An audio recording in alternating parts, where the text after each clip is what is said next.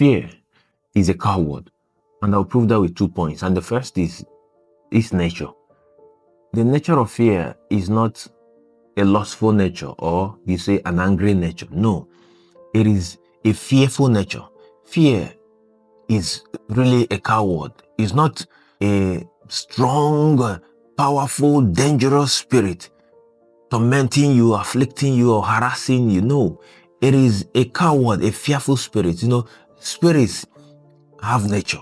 That is why, you have a lust, anger. So when these spirits are operating within your space, within your members, you'll be feeling what they feel.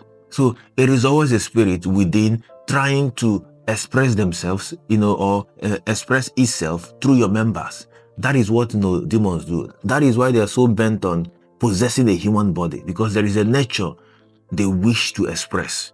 If you understand this, it will really go a long way to, determine how you challenge it. So the first point is that it has that fearful nature. So it is not a strong, dangerous spirit trying to afflict you, trying to harass you and torment you. It is actually what the name suggests, is a coward. So it's coming within your members or around your space so that you feel what it feels. It's just like when an angry person comes around you, you're not going to feel happy. You are not going to feel peace or joy. You will still feel what the person feels, right? The same applies to when someone who is kind comes around you. You feel what the person feels. So you feel what the spirit is feeling. The spirit is actually the one that has the fear. It's not me, because that's the nature, right? So you get this and you get this very, very well, because it will help you understand who you're dealing with. You are dealing with a coward. Then the second is how it gets in.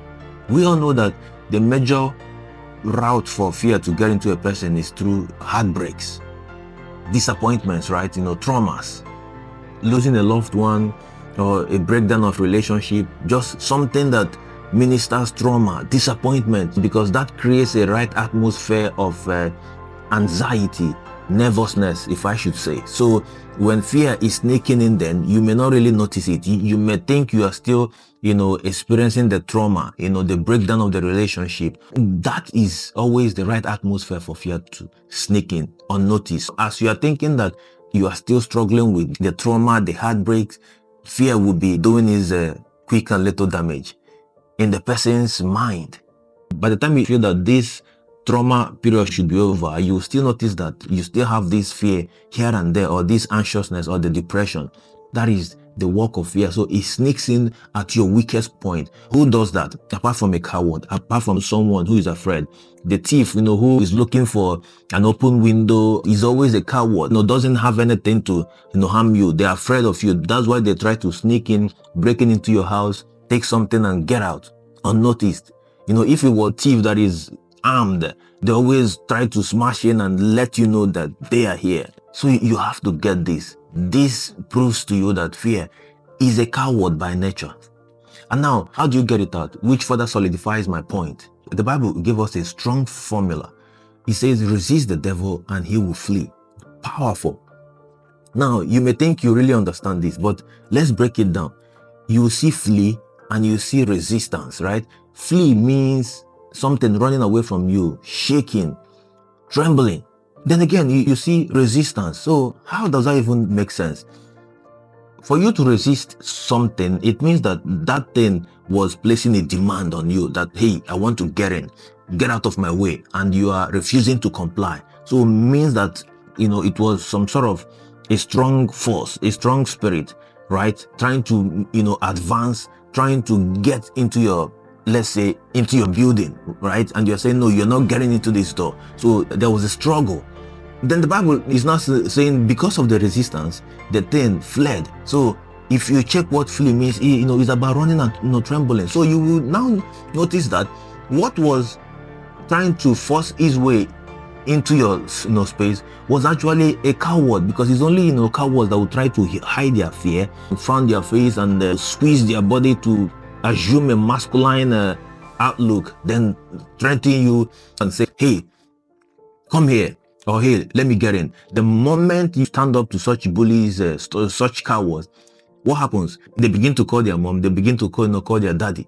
That is it. So that means that the spirit must have projected itself as something strong, but it's not actually strong.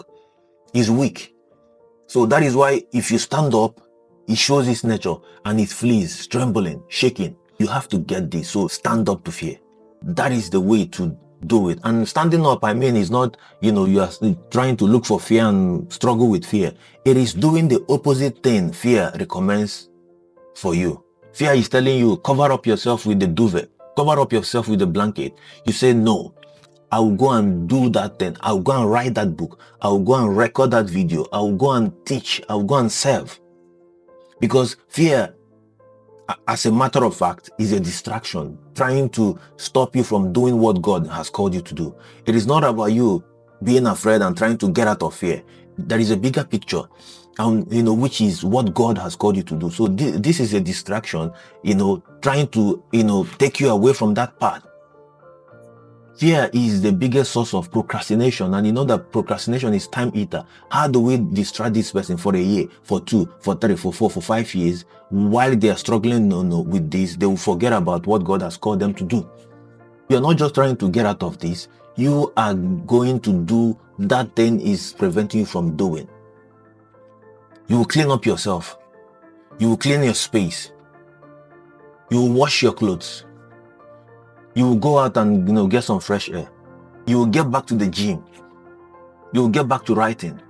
You will get back to hoping, to believing, to reading, to doing those things that God has placed in your mind that this is what you should be doing, because that is what fear is after. It's not after you just panicking and trembling and being nervous. No, it is after your goal, your purpose, your ordination, and you must fight back.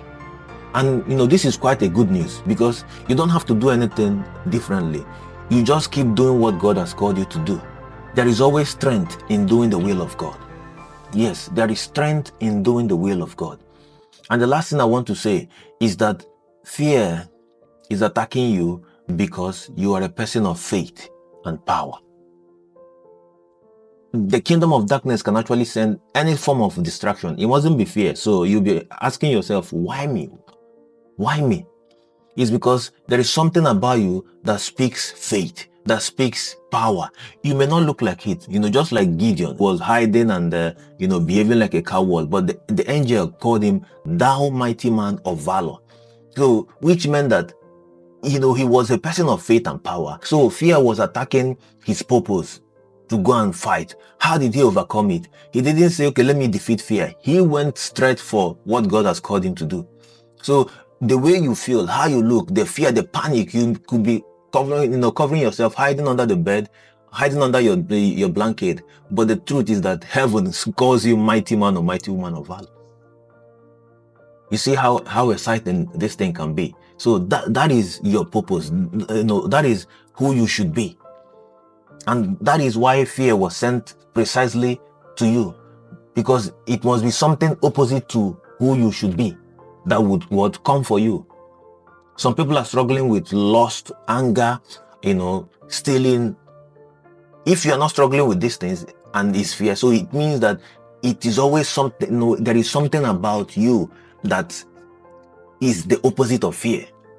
You may not feel like it, you may not even look like it, but I'm telling you, the moment you begin to do the will of God, the moment you begin to get out there and do what God has placed in your mind to do for your generation, suddenly, those nature will start coming up.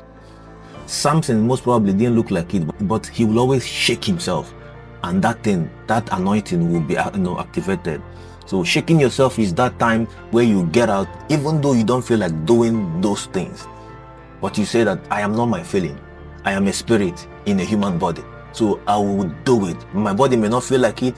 My body may tell me that I can't do it. My emotions can be lying to me, but my spirit can never lie. My spirit is a mighty man or a mighty woman of valor. So which other better way to start taking action than to put in the comment section, I am not afraid. Then you get up and you act.